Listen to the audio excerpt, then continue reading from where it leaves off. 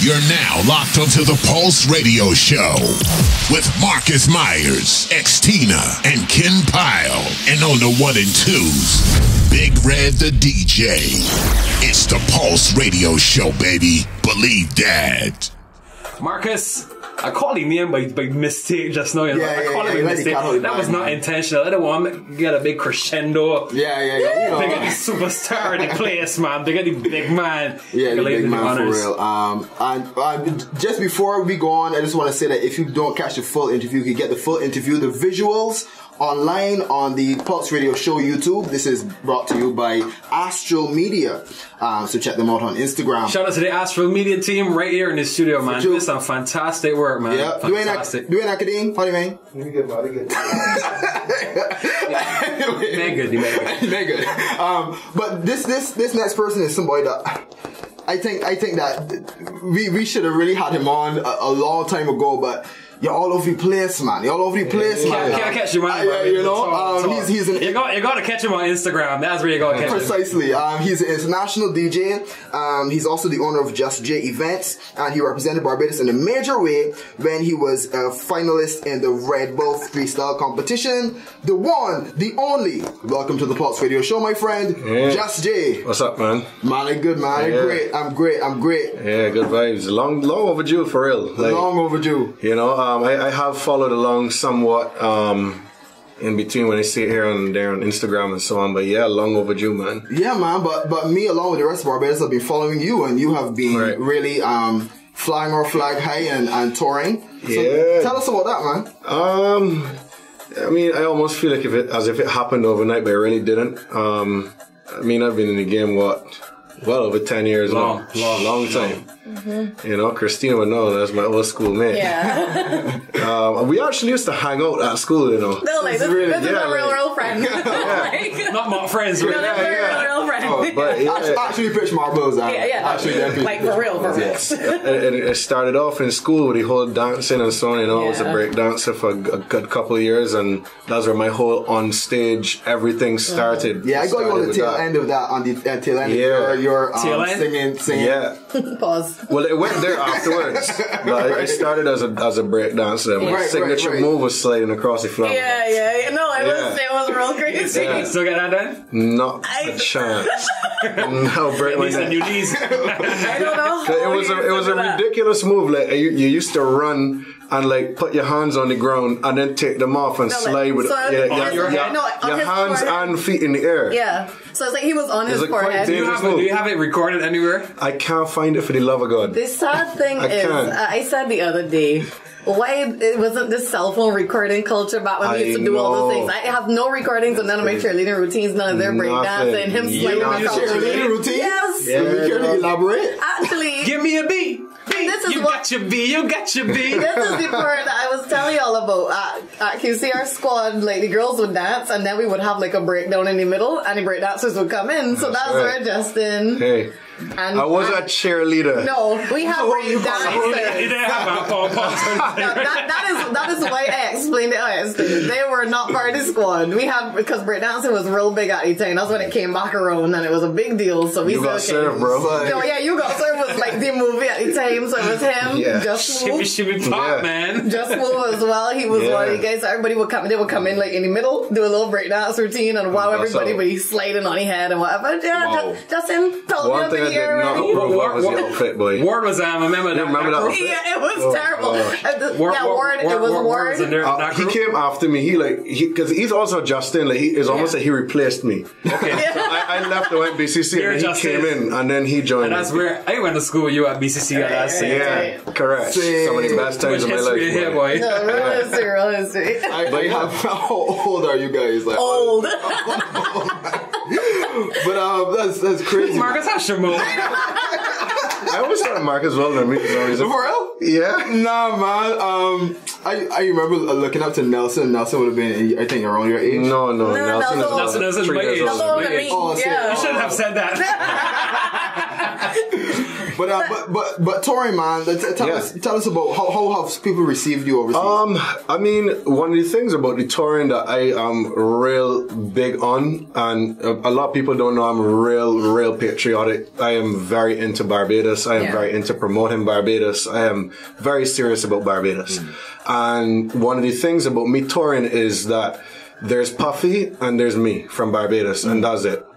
There's very little representation for Barbados out there, and it makes my role and Puffy's role very important because we are the ones that have to get out there and represent the music. Because if you're not doing it, those are touring DJs, the other Caribbean, they're not going to push the Bajan culture. They're playing what they feel like they're going to get they forward. Play one or two, but they're not going to push it with your heart, the heart that you put into it, And I'm not saying that my set is 100% Bajan or anything. I'll be a liar. Right. But I will be the one that will play that Bajan song that no other DJ out there is going to play in the international realm. I'm the guy out there when you hear a bashment set, you know it's me on the set.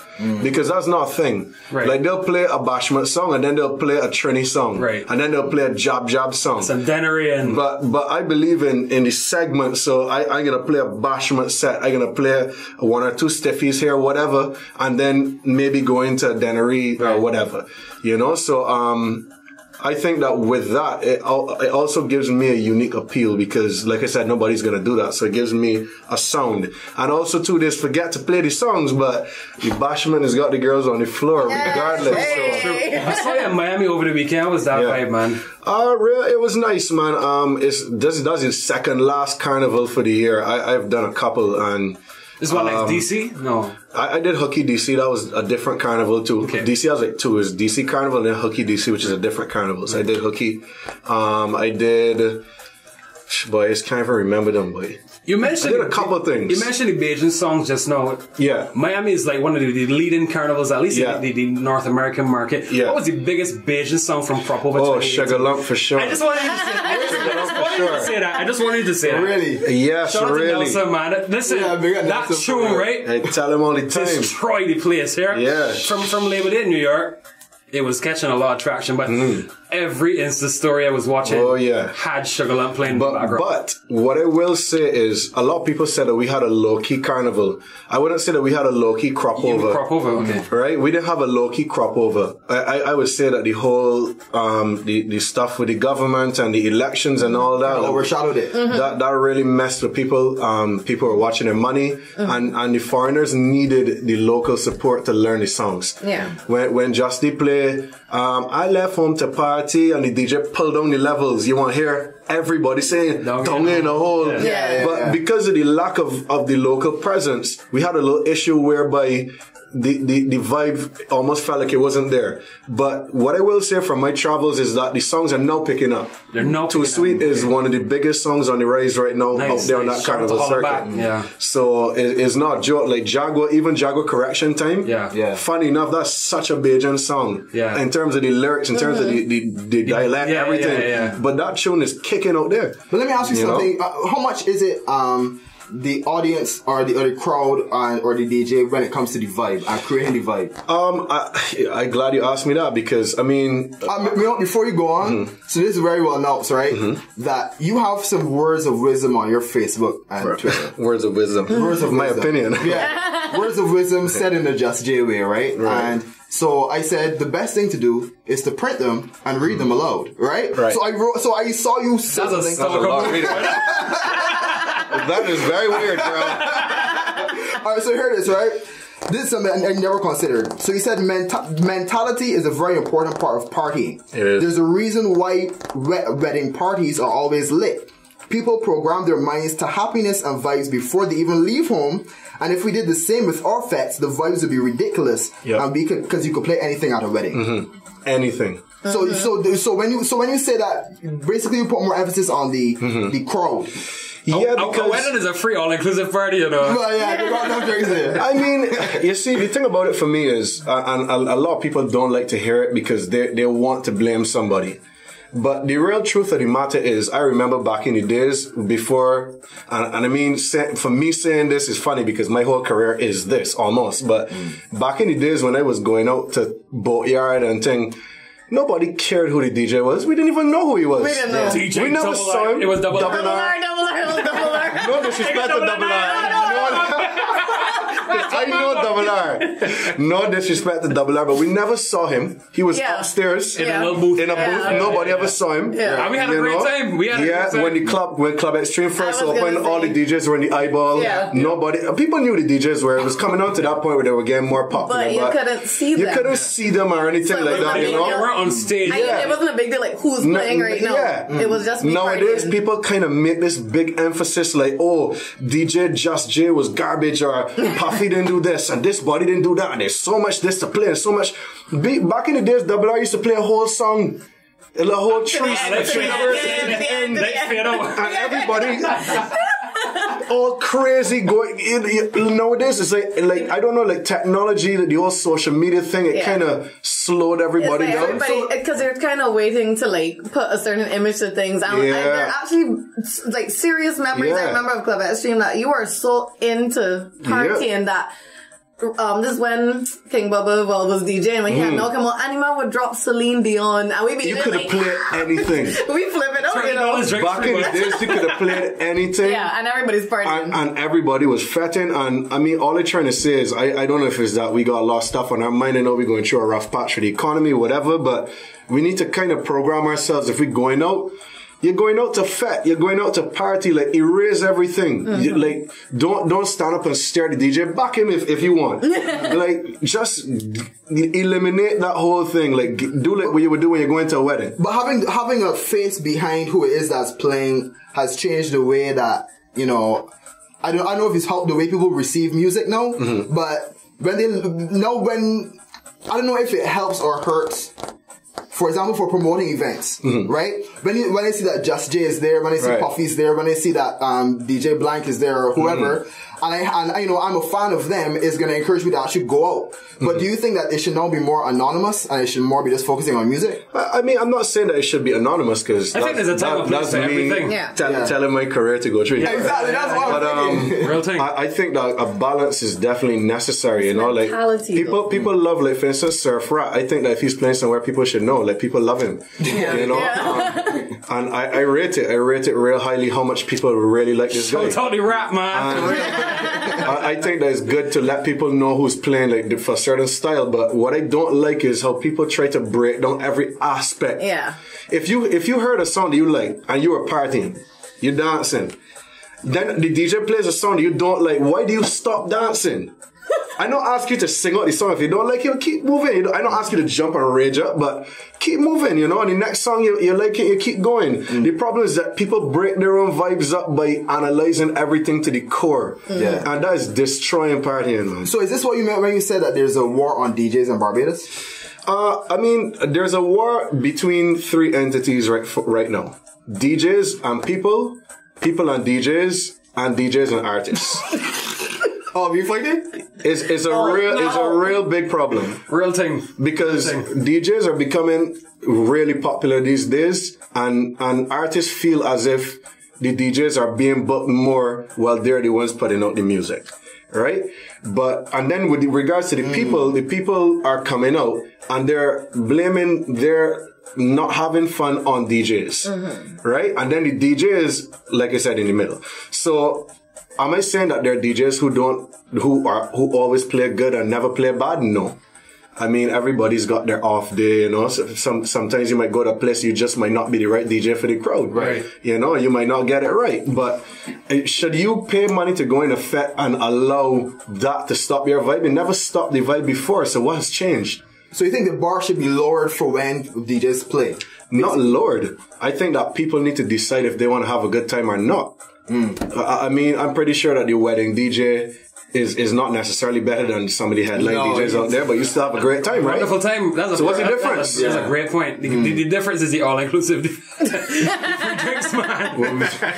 We got all-inclusive fest, so people still don't have a good time, you know, and I'm not blaming it all on the people. Like I said, sometimes maybe a DJ might talk too much on the mic, or I don't know, whatever. He might just consecutively play songs that you may not like, but it doesn't mean that he's playing the S word. You know? but I agree with what you're saying. It's a mentality thing because there are certain events you can go to that event may not have been that great. Yeah. But because you're with a particular set of friends or people who just come out to have a good time, I could come away and be like, oh, I had a blast. Exactly. And everybody, that fat was weird. Exactly. You know? So it's like, it's a mentality thing. On the topic of events, you're one of the headline acts for Bim Tipsy coming up. In general, how do you prepare your sets?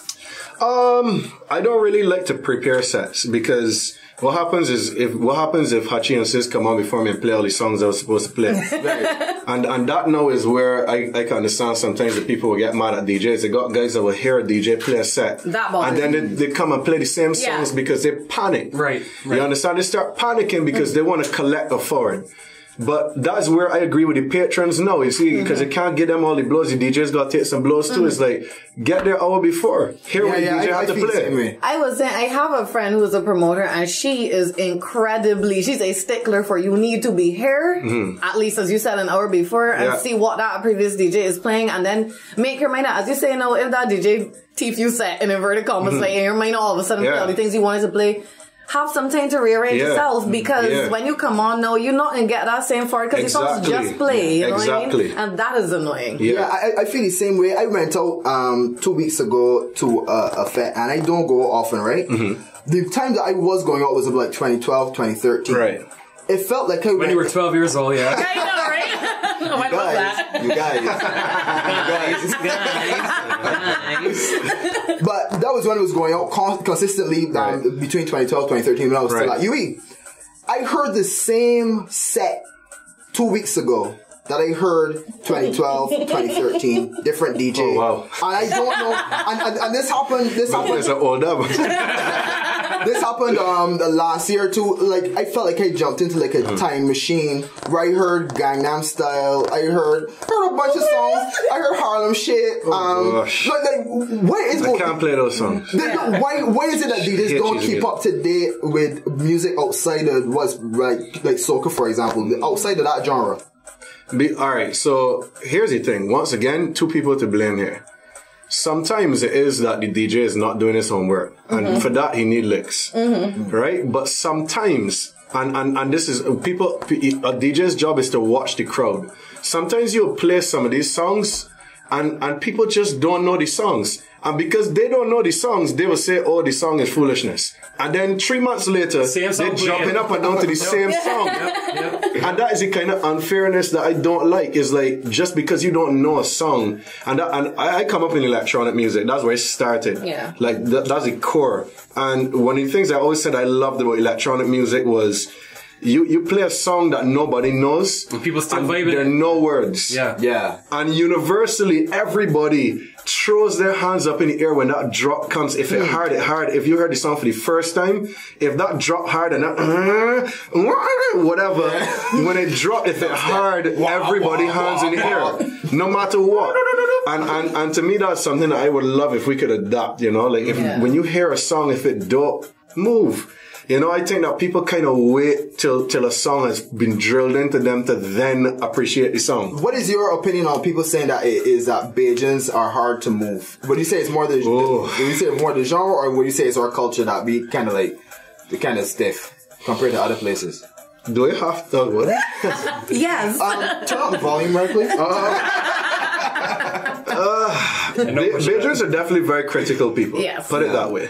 And if anybody gets offended by that, I don't know why. But they are. We all know it. Bajans get very critical about everything, and it drags into the parties, and it becomes a part of the culture. So you prefer playing overseas? That's what you're saying. I am not saying that. That's not what you're saying. I am definitely not saying that. That's not what you're saying. Because the thing about Barbados that I always like to come back and play here is because you get to play stuff you can't play anywhere else. Right. Like, I for sure one of these songs I want to play at Bim Tipsy is Pat and Crank by Peter Ram. Please do it. Please do it. You can't play anywhere else, and I find that I don't hear it here, even when I'm here. No, I don't hear it. So as independents, I want to play Jones In by Peter Ram. I want to play Pat and Crank, so all the other DJs are there listening. Don't teach my I call first dibs on Pata Crank and Johnson by Peter Ram and Celebrity Face. Yes. You understand?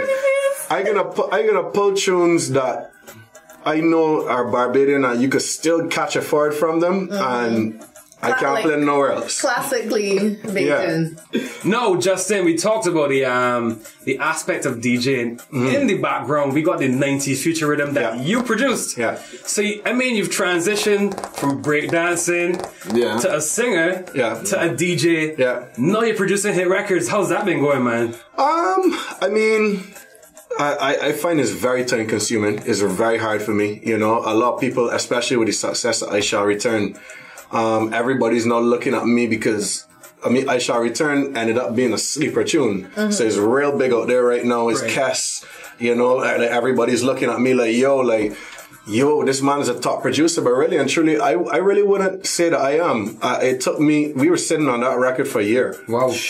And I mean, I had been going back and forth with it, you know, it's very time consuming for me. And, you know, the fact that I can make music, I definitely am happy about it, but I'm not sure if I love it the way that I love DJing. So it's not necessarily a different or a shift in your career path, just something that you will supplement your DJ career with? Yeah, I definitely think it's definitely like a spice added to what I do. Like it's like the DJing and the events and son is my main food, and then I feel like the production is like adding like some seasoning. You know what I mean? But spice it up, give some additional content. You know. One thing that you mentioned was time, and I think about the amount of stuff you do honestly, and before we came in.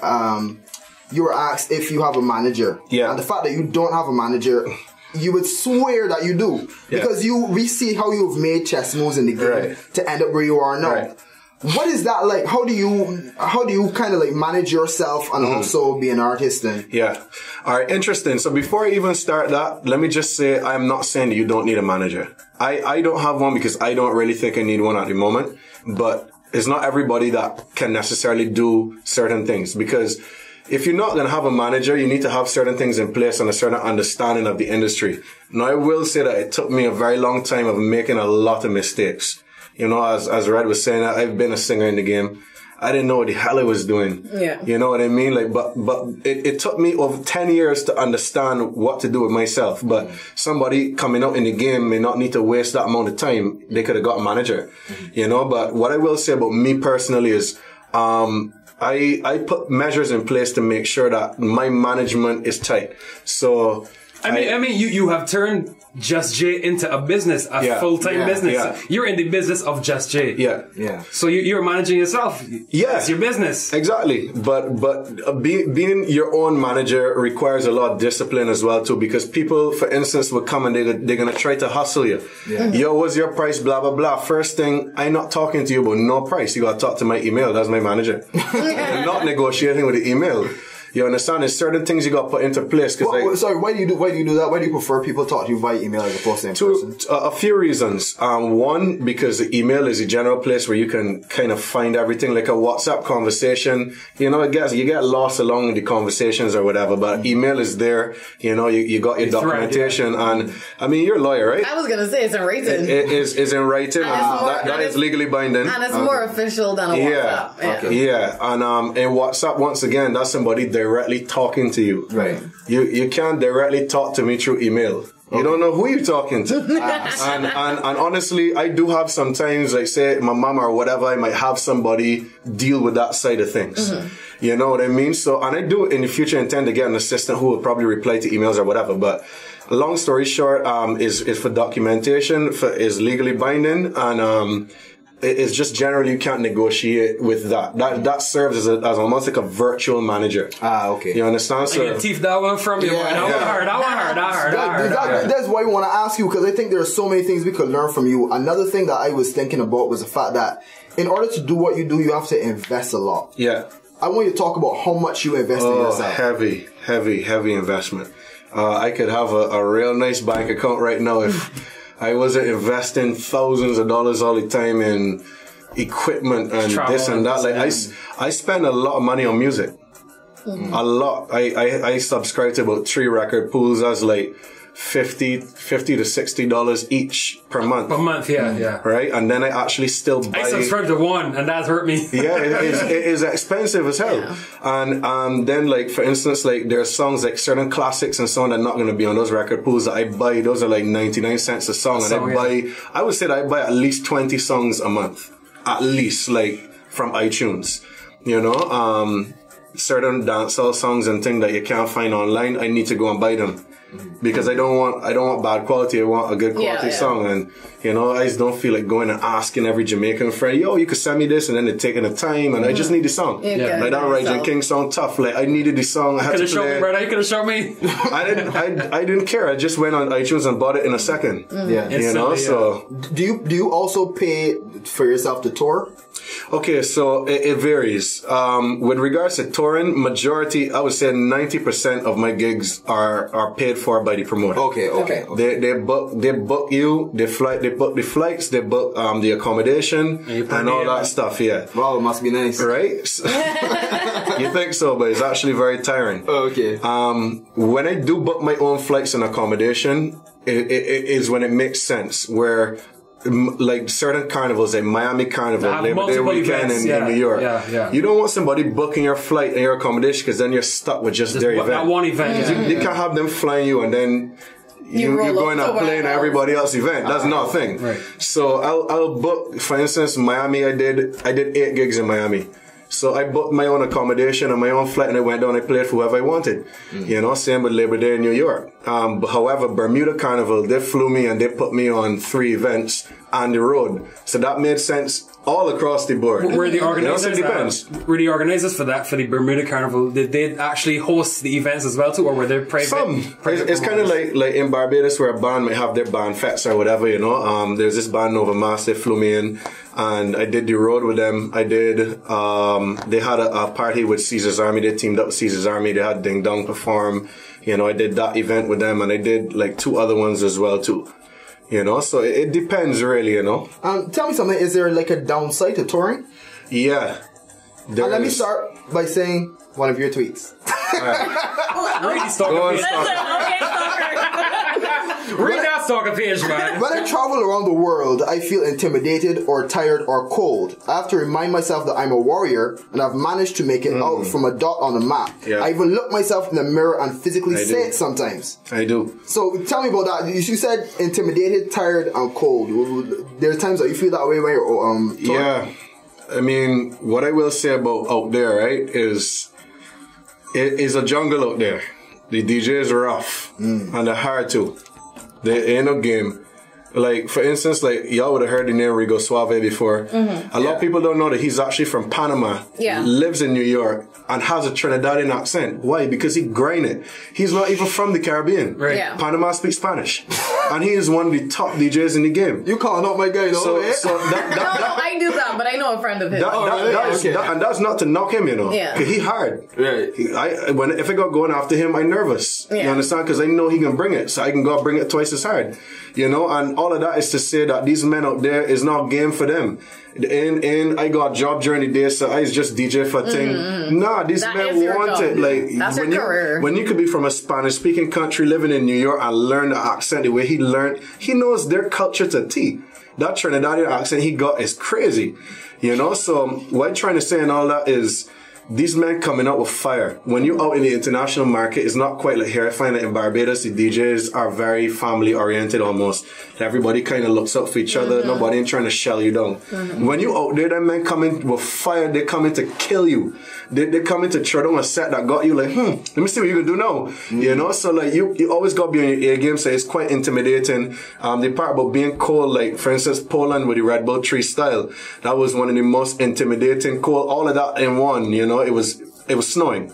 It was very cold. So emotionally cold and it was physically cold. I like obviously with my turntablism and so on, like there are a lot of scratch moves like that you need to use your fingers real fast. And they were moving very slowly. You know, and you know, every now and again I just need to really just I literally look myself in the mirror. I got this mirror like when you walk right into my house, and I pace a lot.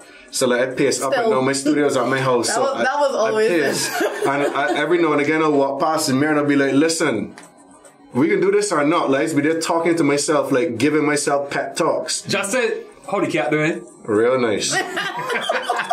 That's my family.